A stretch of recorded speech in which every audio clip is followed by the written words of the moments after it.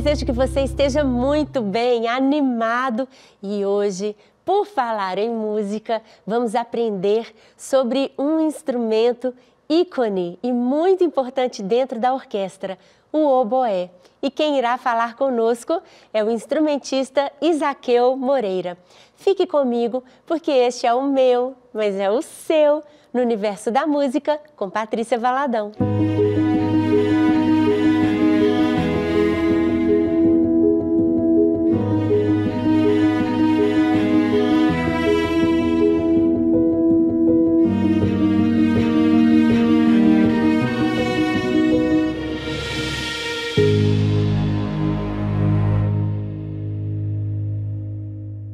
Isaqueu, que alegria ter você aqui no programa para falar sobre o oboé. Obrigada, viu?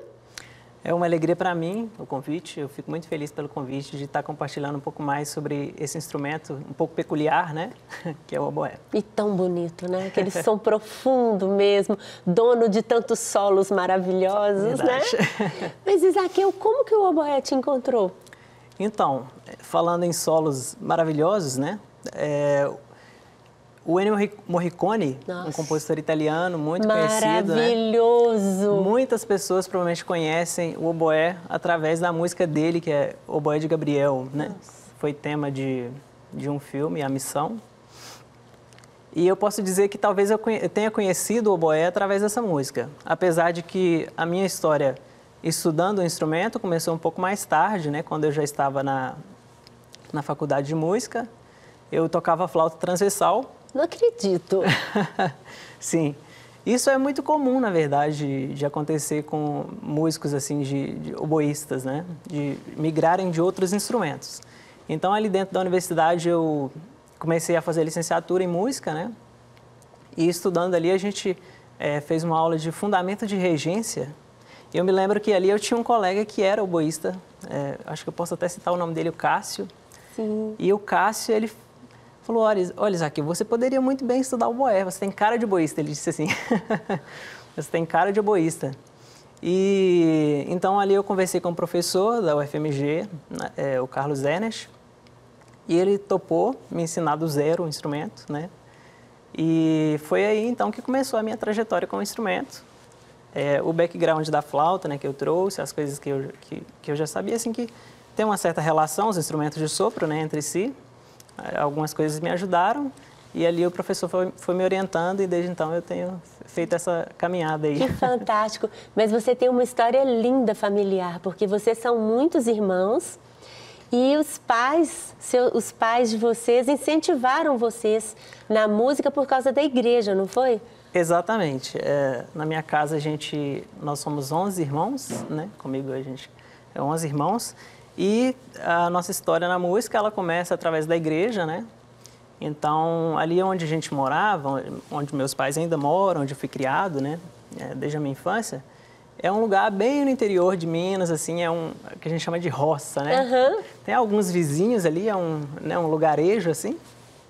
Então, ali a gente foi criado e é uma coisa bastante improvável, na verdade, eu estar aqui hoje, né? Porque ali foi onde a música me encontrou, através de alguns missionários, né? Eles iam, ensinavam a parte teórica da música, traziam instrumentos, né? Que as pessoas doavam. E através disso, quase toda a minha família, posso dizer que toca algum instrumento e louva também a Deus, Nossa, né, na igreja com os linda. instrumentos Que musicais. coisa linda. Você vê uma semente que foi plantada lá atrás. Exatamente. Está você hoje aqui. Da sua família, você é o único que se tornou músico profissional? Não, eu tenho mais um irmão, meu irmão caçula, o Lucas. Ele também é músico profissional. Lucas foi meu aluno. Exatamente. Ele foi seu aluno na FMG. Fagotista, hoje lá na orquestra do Corpo de Bombeiros do Rio de Janeiro. Que maravilha. Sim. E eu imagino a alegria dos seus pais. É uma alegria imensa e um orgulho assim, imenso, né? Eles vieram, participaram de momentos aqui de concertos e a gente vê a felicidade no rosto deles. Eu tenho certeza disso. E é isso mesmo, orgulho e gratidão a Deus. Sim. Né? Por serem os seus incentivadores e por você ter aproveitado essa oportunidade também. Sim, né? Como eu disse, é uma coisa que para nós era inimaginável, né? Se me perguntasse para o Isaqueu de do passado, ou para o Lucas do passado, se a gente imaginava algum dia estar aqui, a gente não imaginaria. Mas para Deus os planos não é, de Deus, né? Nossa, é lindo demais. Né? E Sim. nós dois gravamos uma obra muito linda juntos. Sim. E foi, vamos falar assim, foi o nosso primeiro encontro, né? Primeiro encontro. Um ensaio, gravação. Chegou, gravou. E eu quero muito que o nosso telespectador possa nos ouvir, porque a música é isso. Às vezes as pessoas não se conhecem, mas a música une. Sim. E aí os dois começam a falar uma linguagem só e produzem um som tão bonito. Exatamente, uma linguagem universal, né? Exatamente. Se comunica através da música. Então vamos ouvir.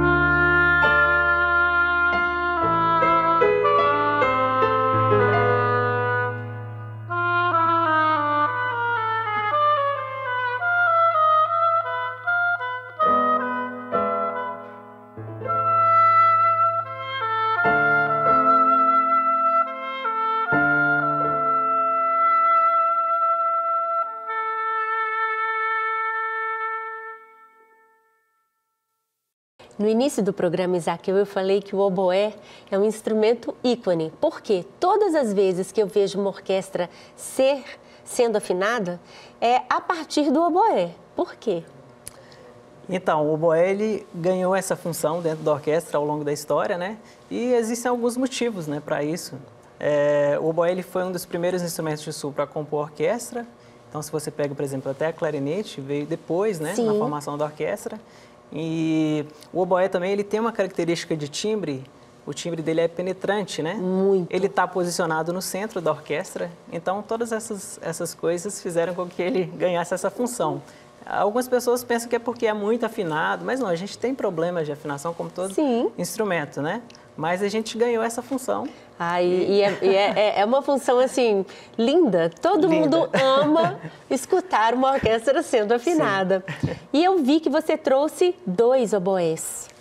2 oboés, um aqui pra gente. Um grandão, um oboé grandão? É. Fala pra gente, mostra pra gente. Então, o oboé, ele tem uma família, né, como os outros instrumentos. Se você pega, por exemplo, a família das cordas, tem o violino, a viola, o violoncelo, o contrabaixo, né? A gente tem o oboé e o corno inglês, que é esse instrumento aqui. Ah, que eles falam que ele tem um som mais doce ainda. Mais doce do que o oboé. Eu gosto bastante do timbre do corno inglês. Ele é um instrumento, o oboé é um instrumento em dó, com afinação em dó. Né? Em dó porque quando você fecha todas as chaves, produz a nota dó. Exatamente. Na verdade, ele vai até o si bemol. Tá. Mas a afinação padrão dele é dó. Né? Ele não é um instrumento transpositor, como a gente diz. Já o corno inglês, sim, é um instrumento transpositor, ele é afinado em fá. Né? E ele tem uma extensão para o grave maior, no caso, do que o oboé. No caso, o que diferencia um do outro, claro, a forma com que são feitos, mas os padrões das chaves mantêm de um para o outro? As distâncias que aumentam mais, Isaquil? Sim, praticamente só as distâncias. O mecanismo é basicamente o mesmo, né? Tanto é que o músico oboísta também toca o corno inglês na orquestra. E muitas vezes no mesmo repertório. No mesmo repertório. Às vezes a gente troca, né? Durante a música a gente troca de instrumento. Nossa, mas aí entra uma questão perigosa que é essa da palheta, que eu sei que é tenso, Sim. né? É uma situação bem tensa. Bem tensa. Todo instrumento tem uma particularidade, né? Que torna aquele instrumento, vamos dizer, mais desafiador.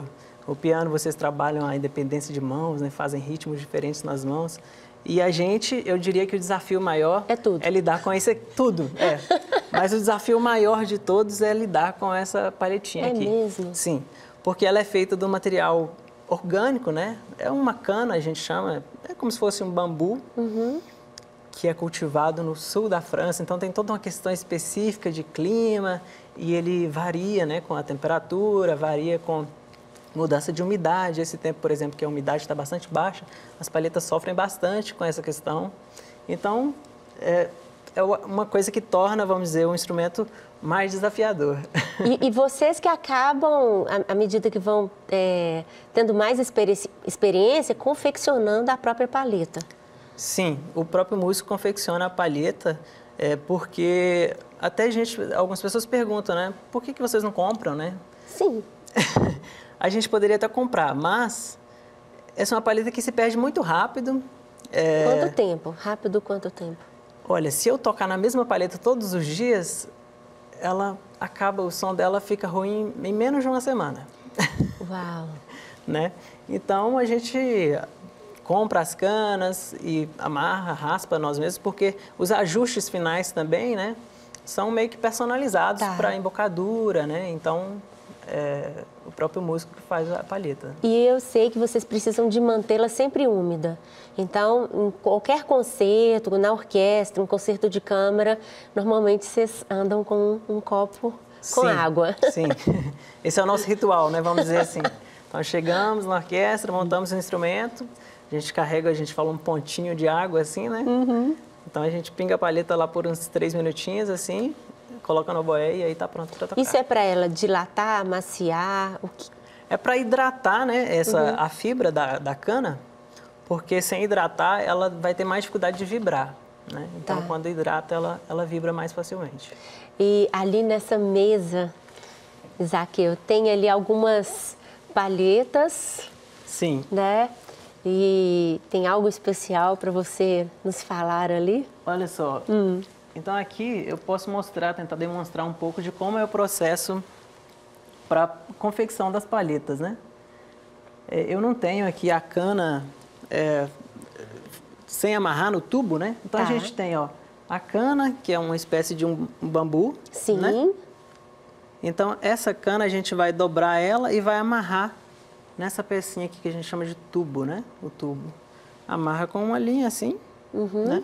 E depois de amarrado, a gente vai fazer o processo de raspagem, que é utilizando algumas ferramentas, como esse mandril, né? Que você coloca para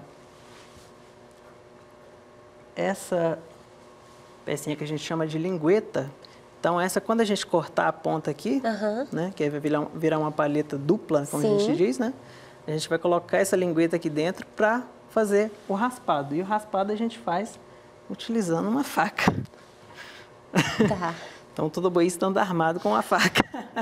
Né? A gente faz o raspado. O raspado tem um desenho, né? Então, tem, por exemplo, 2 estilos de raspado mais utilizados, que é o raspado longo e o raspado curto, o raspado americano e o raspado alemão. E o músico vai se adaptar a um desses estilos, né? No nosso programa, a gente tem a Pauta Curiosa, onde a gente sempre conta algo bem interessante para o nosso telespectador. Então, nós vamos assistir Pauta Curiosa.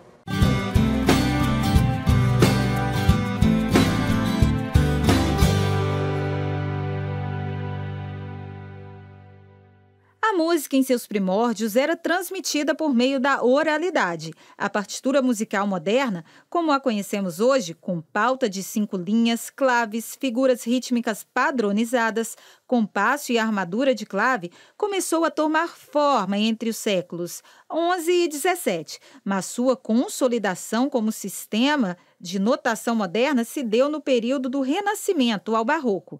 A partitura é mais do que um conjunto de sinais sobre o papel.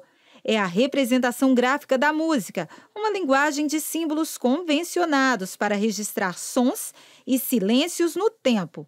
Ali estão a altura, a duração, a intensidade e a articulação, organizadas com precisão quase matemática, mas com intenção profundamente humana.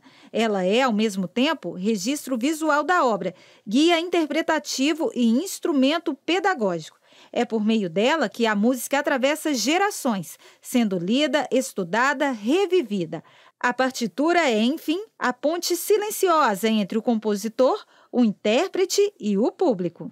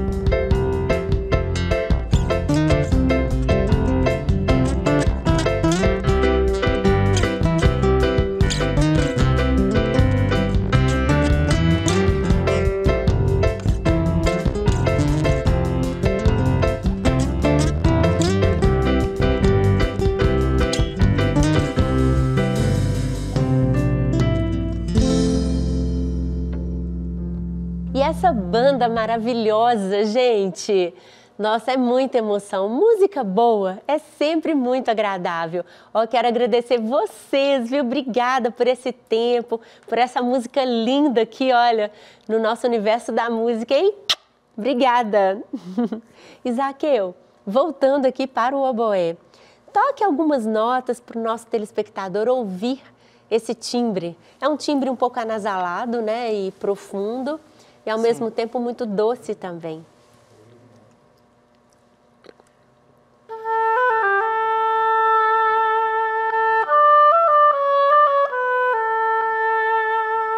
Ai, que lindo! Qual a tonalidade que você está tocando? Aqui é Ré maior, né? Que Ré maior? Original. Eu vou tocar um pouquinho com você. Vamos lá.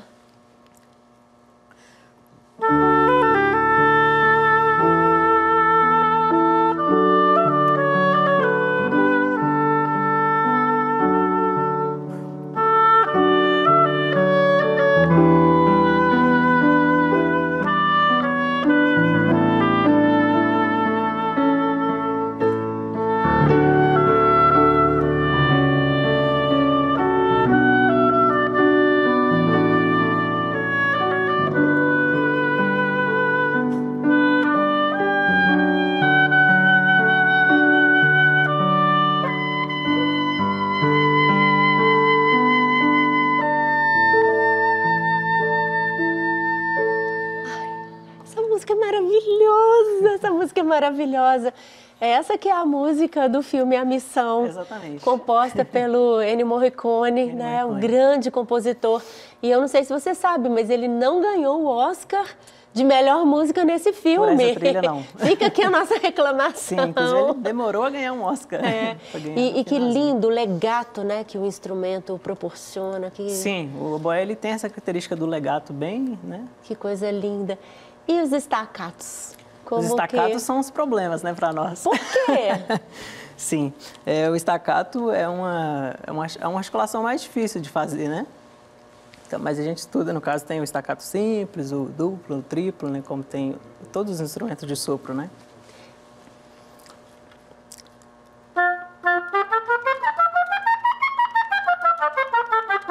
Esse é o simples, né? Acho que eu não vou arriscar o duplo hoje, hein? Tudo bem. Fica devendo para o próximo e programa. O triplo muito menos, né? E, Zaqueu, uma coisa que eu conheci, né, com um oboísta muito amigo, foi sobre a respiração contínua. Eu fiquei chocada que vocês podem tocar por minutos, com uma técnica que vocês respiram, mas conseguem soltar esse ar simultaneamente. Isso para mim é uma loucura. Eu quero que você dê um exemplo aí, claro, com certeza. Sim, o oboé, a gente gasta bem pouco ar para tocar com relação a outros instrumentos, né? Por exemplo, a flauta transversal gasta muito mais ar. E isso acaba facilitando para fazer essa técnica de respiração, né? E, bom, o músico treina até conseguir fazer, né? Começa treinando com um copo com água e canudinho? É de verdade isso? Com água e canudinho, eu comecei com água e canudinho, depois... Você engoliu muita água? Muita água na cara, assim, né? Até... E no instrumento a gente começa normalmente a aprender com... Pelo menos eu treinava assim, com um trinado, porque acaba sendo um pouco mais fácil. Ou com escalas também, né? Então, por exemplo...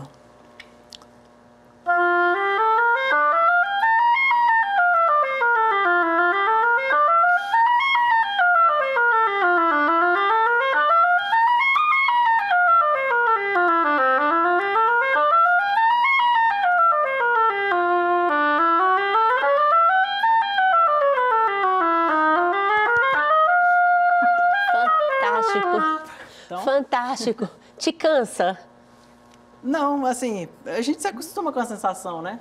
E você planeja antes de, por exemplo, num concerto, aqui eu vou fazer uma respiração contínua, aqui vou precisar de respirar, ou em cima da hora toma essa decisão? Olha, normalmente quando é um solo, a gente pensa antes, né? Mas a respiração, como é uma coisa que é muito influenciada pelo fator nervosismo também, né?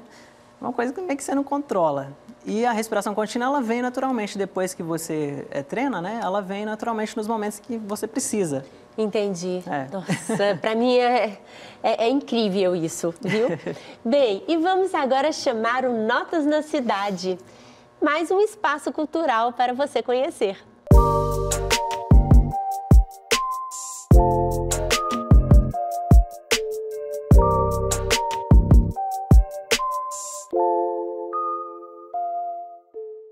A Fundação de Educação Artística, criada em maio de 1963, é reconhecida por sua atuação pioneira e democrática na formação musical e artística.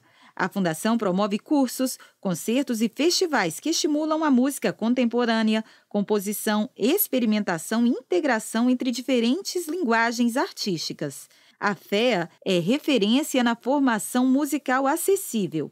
Com programa de bolsas e forte compromisso social, é o lugar certo para quem busca arte e educação juntas, com qualidade, diversidade e inclusão. Sua sede fica na Rua Gonçalves Dias, 320, no bairro Funcionários, em Belo Horizonte. Quer saber mais sobre a agenda cultural, cursos e concertos? Acesse o site feabh.org.br.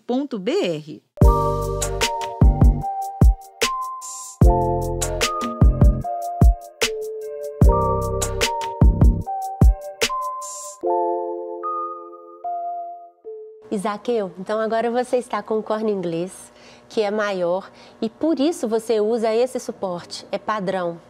Sim, o corno inglês a gente utiliza essa correia, né, a gente chama talabaixo, correia, que é para para poder ajudar com o peso do instrumento, né? Então ele é um instrumento maior, consequentemente mais pesado, e essa correia vai dar a sustentação. Então aqui ela sustenta e aí a gente só empurra ele um pouco para frente para poder tocar.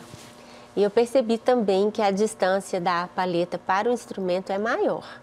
Maior porque o corno inglês ele tem uma parte a mais, né? Vamos dizer, o oboé, os dois instrumentos possuem a campana, né? Que é essa parte inferior. Tem esse nome porque tem esse formato de sino. Sim. No caso do corno inglês, ele tem esse formato mais abaulado. Sim. E no oboé tem o formato de sino mesmo. Esse é o corpo inferior, até aqui tem outra junta, corpo superior. E no corno inglês tem o que a gente chama de tudel, né? Que é essa peça que a gente encaixa no instrumento e coloca a palheta para tocar. Parece uma bomba de chimarrão. É verdade, nem tinha pensado nisso. Você precisa de fazer mais pressão de ar para o corno inglês ou é a mesma técnica? O que além das distâncias, o que diferencia fisicamente para você? Sim, o corno inglês, eu não diria mais pressão, mas mais volume, né, de ar. Porque pensa que aqui, no caso, ao invés de você encher ali, né, não sei, 60, 70 centímetros de ar, o instrumento, aqui é um instrumento bem maior, sim, né? Sim. Então, tem essa característica e, bom, eu diria que a distância das chaves é um pouco maior, então, né, você se adapta os dedos, mas como o mecanismo é parecido, então, isso é uma coisa que a gente se acostuma facilmente. Dá um exemplo musical aí pra gente.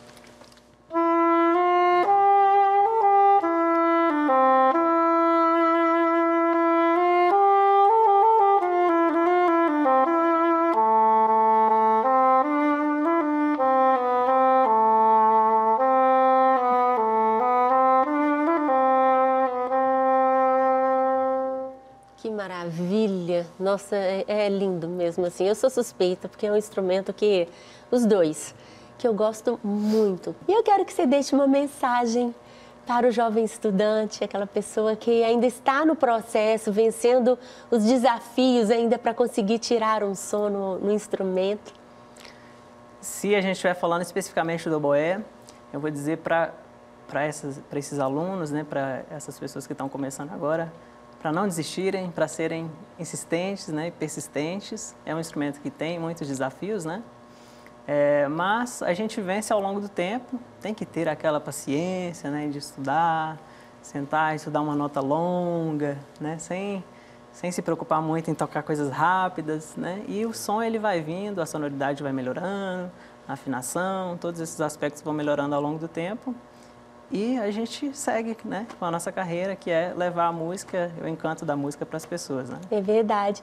Muito obrigada, tá? Deus te abençoe na sua Amém. Carreira, né? E nesse ministério aí, com esse instrumento tão bonito, viu? Amém. Eu que agradeço muito a oportunidade de estar aqui. É uma felicidade imensa. Obrigada. Bem, e agora chegamos ao momento em que vamos orar juntos. Ter esse tempo com Deus, para falar o tanto que o amamos, para declarar a sua majestade, a sua glória. E tem uma música que eu gosto muito que fala: porque dele, por ele e para ele são todas as coisas, inclusive a música. Que você possa comigo agora orar e dedicar mesmo todas as suas coisas para o Senhor.